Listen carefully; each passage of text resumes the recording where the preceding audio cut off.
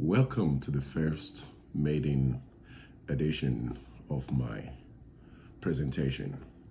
There are two things that bothers me when I go on YouTube, Instagram, X, or whatever.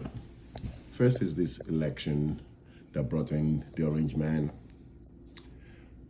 And I hear a lot of excuses about why the Latino or the Hispanic communities, why they didn't vote for Kamala Harris. It's not like I like Kamala Harris like that, but I just think, she's just the lesser of the two evils, so to speak. I hear people say I work with Latinas and Latinos, and from what I see online, I hear people say, oh, Latinos, Hispanic community, oh, they didn't vote for Kamala Harris because of the economy. And some people say, oh, maybe it's because of the Machismo. Then I was now thinking like, maybe it's like some inbred racism with Latino and Hispanic community. If we're being honest with ourselves, they see themselves more as white. They badly so much want to be white. We're black people, we are black, and we're always black. We have no delusions or illusions about ourselves. It started this black-white thing, Hispanic people trying to be white. It started from wherever. Go check it out, check the history books. Wherever the Spanish people go, they base their class based on how pale or how dark you are. The more pale you are, the more European you are, you have more access to resources. And the darker you are seen as darkies or negra or black, fit to only be a slave, to only be a servant.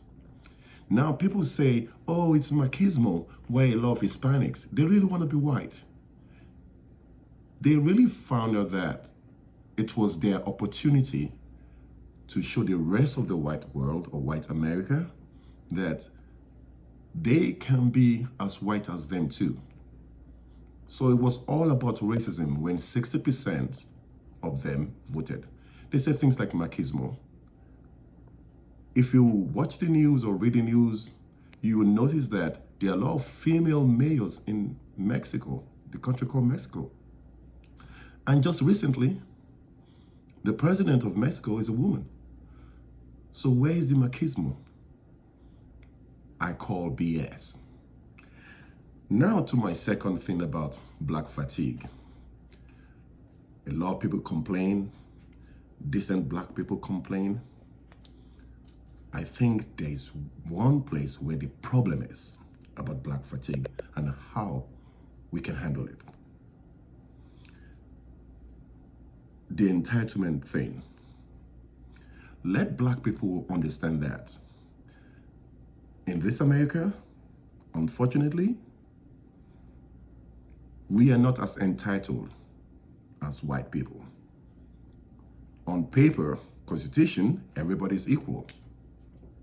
But we've seen so many things through the years, in the last 10 years, in the last 20 years, in the last 50 years, and all that. But that itself should be a strength, not as a weakness. Why do I say strength? Strength in the sense that black people, knowing the negative stereotype that they have, should not be going out and trying to act white like, oh, I'm just going to do what I want to do. If a white guy says, oh, I'm going to be stupid, they're going to say, John Doe is stupid.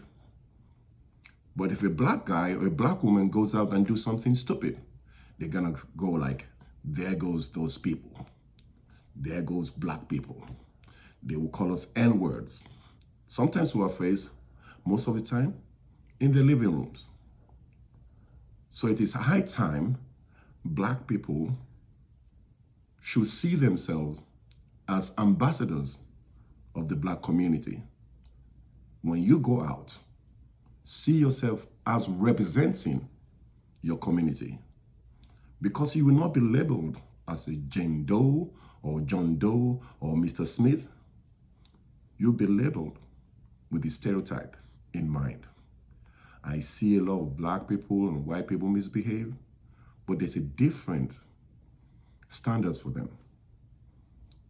The moment black people learn that when you're in public spaces or even private places, you should put up your best behavior, just because people will just reinforce that negative stereotype about us. That's all I got for now. Watch out for more. Thank you.